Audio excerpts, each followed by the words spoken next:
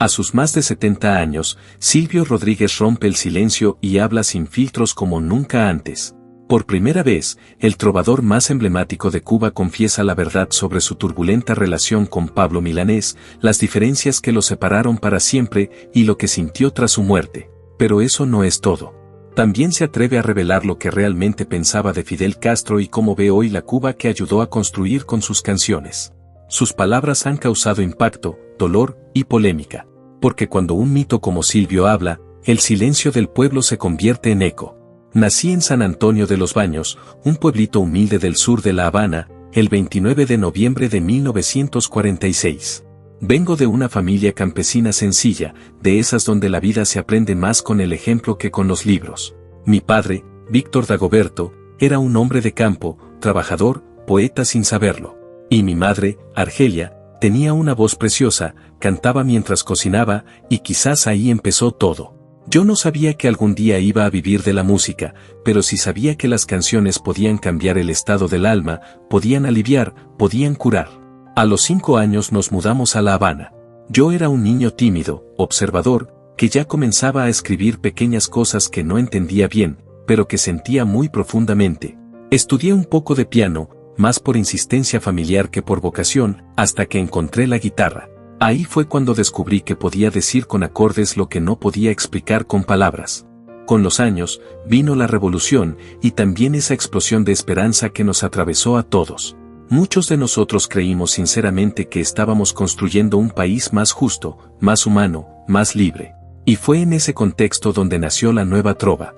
No éramos solo músicos, éramos cronistas de una época, jóvenes con guitarra que querían transformar el mundo con canciones. Pablo Milanés, Noel Nicola, Vicente Feliu y yo compartíamos esa ilusión. Pablo era como un hermano, discutíamos mucho, éramos distintos, pero nos unía el amor por la verdad. Con los años, nuestras visiones se separaron. Él comenzó a decir en voz alta cosas que muchos callábamos. Yo lo entendía. Cuba se había vuelto un tema complejo, y ser sincero tenía un costo. Pero nunca dejé de respetarlo, ni de admirarlo. Su voz fue una de las más grandes que ha parido esta tierra. Con Fidel tuve una relación llena de matices. No puedo negar que fue un hombre que marcó mi vida. Lo admiré, discutí con él, discrepé en silencio y, a veces, en voz baja. Había un ideal, una utopía que se nos fue escapando entre los dedos.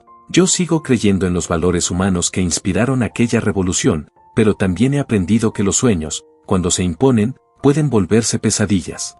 Hoy miro a Cuba con tristeza, pero también con amor. No soy de los que reniegan de su historia. He visto demasiado dolor, demasiada escasez, demasiada emigración. Y sin embargo, cada vez que canto, siento que la isla sigue viva dentro de mí. Cantar por Cuba es mi forma de resistir, aunque duela, aunque a veces no esté de acuerdo con todo lo que sucede. A esta altura de mi vida, no tengo miedo de decir lo que pienso. No busco héroes ni culpables. Solo intento entender.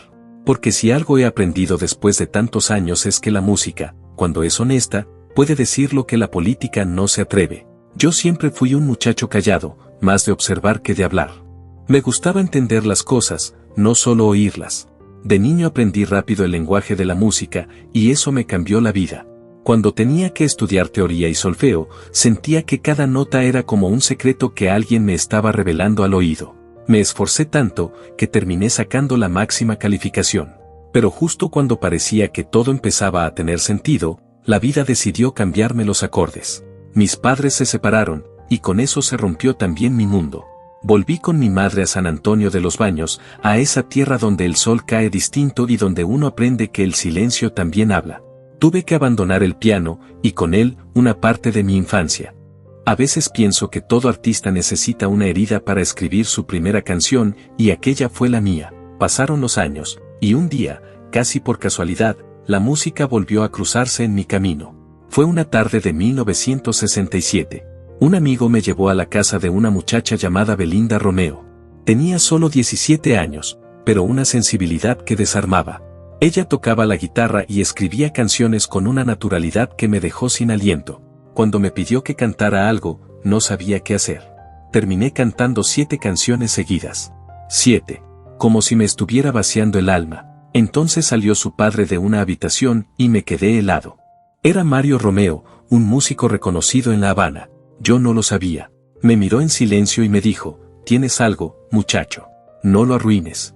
Aquel día cambió mi destino. Mario me ayudó a dar mis primeros pasos, me hizo arreglos musicales y me consiguió mis primeras presentaciones en televisión. Nunca olvidaré la primera vez que subí a un escenario, 13 de junio de 1967, apenas un día después de terminar el servicio militar. Me temblaban las manos, pero canté. Y cuando terminé, supe que ya no había vuelta atrás. Canté Sueño del Colgado y El Árbol y Quédate. 2 canciones sencillas, pero llenas de todo lo que yo era. Desde entonces comencé a presentarme solo, guitarra en mano, cantando temas de César Portillo de la Luz y descubriendo mi propio lenguaje. Ese mismo año, me invitaron al concierto del primer aniversario de El Caimán Barbudo en el Museo Nacional de Bellas Artes. Allí, entre jóvenes intelectuales, poetas, soñadores y gente con hambre de decir cosas, volví a cantar. Y aquella noche entendí que no era solo música lo que estaba haciendo, era una forma de resistencia, una manera de ponerle voz a toda una generación. Yo no imaginaba que de ahí saldría la nueva trova, ni que años después mis canciones recorrerían el mundo. En aquel entonces solo quería contar historias, hablar del amor, del dolor, de la esperanza. No buscaba fama, buscaba sentido. Y ahora, cuando miro atrás, pienso que todo comenzó aquella tarde, en una casa cualquiera, con una guitarra desafinada y una adolescente que me pidió que cantara. Si ella no hubiera existido, quizás yo tampoco sería el Silvio que todos conocen hoy. Yo nunca busqué la fama. Lo que yo quería era cantar, nada más. Pero poco a poco la gente empezó a prestarme atención. Mis canciones comenzaron a sonar, a pasar de boca en boca, y de pronto alguien me dijo que me querían dar un espacio en televisión. Así nació Mientras Tanto, un programa semanal donde podía cantar lo que sentía, sin filtros. Le puse ese nombre porque así era mi vida, un mientras tanto. Mientras el país cambiaba, mientras la juventud soñaba, mientras nosotros intentábamos entender hacia dónde íbamos. Era un tiempo convulso, lleno de esperanza, pero también de muchas contradicciones. Había quien veía en la canción un arma política y quien la veía como un acto de libertad. Yo solo quería que la gente pensara, que sintiera, que dudara. Pero claro, dudar en aquella época no era algo que todos celebraran. El programa empezó a generar incomodidades. Había letras que se interpretaron como críticas, ideas que parecían peligrosas. Hasta que un día, sin previo aviso, Mientras Tanto fue cancelado. Así, de golpe. Ni siquiera me dieron una explicación. Solo me dijeron que el programa no saldría más al aire. Fue un golpe duro, pero no me detuve. En 1968 me uní a Pablo Milanés y Noel Nicola para fundar el Centro de la Canción Protesta en la Casa de las Américas. Éramos 3 jóvenes con una guitarra y una convicción, que la música podía ser más que entretenimiento. Queríamos decir lo que muchos callaban. Cantar en fábricas, en escuelas, en unidades militares, en cualquier rincón donde alguien quisiera escucharnos. La gente nos recibía con una mezcla de curiosidad y emoción. Era como si de pronto descubrieran que las canciones también podían hablar de ellos, de sus dolores, de sus sueños, de sus contradicciones. La Casa de las Américas se convirtió en nuestro refugio, pero también en una trinchera cultural. Desde allí, mes a mes, se transmitía el programa Canción Protesta y nuestras voces comenzaron a recorrer toda Cuba. Fue una época intensa, de mucha entrega, de mucha fe en el arte como herramienta de transformación. Recuerdo que por ese tiempo, La era está pariendo un corazón empezó a sonar en todos lados, gracias a la interpretación magistral de Omar Aportuondo. Yo escuchaba su voz y me sorprendía. Esa canción, que había nacido casi en silencio, se convirtió en un himno. Era como si el país entero se reconociera en ella. En 1969 decidí alejarme un poco de todo. Me embarqué en el buque pesquero Playa Girón, de la flota cubana. Fueron 5 meses en alta mar, viviendo con los pescadores, durmiendo en literas, respirando sal y soledad. Fue una experiencia transformadora. No había escenarios, ni luces, ni aplausos. Solo el mar, el cielo, y mis pensamientos. Allí, entre el ruido de las olas y el motor, escribí algunas de las canciones más importantes de mi vida. Ojalá, Te doy una canción, resumen de noticias, nacieron allí, en medio del agua, cuando entendí que no se necesita un público para ser sincero. El mar me enseñó el silencio, y el silencio me enseñó la verdad. Cuando regresé, ya no era el mismo.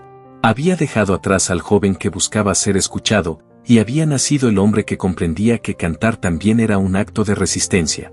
Desde entonces supe que mi camino no sería fácil, pero sí honesto. Y eso, para mí, siempre valió más que cualquier reconocimiento. Después del Playa Girón mi vida ya no volvió a ser igual. Empecé a componer de manera diferente, con más profundidad, con más conciencia. Canciones como Resumen de Noticias, Debo partirme en dos, Jerusalén año cero, Historia de la silla, nacieron de ese fuego interior que uno carga cuando ha visto demasiado.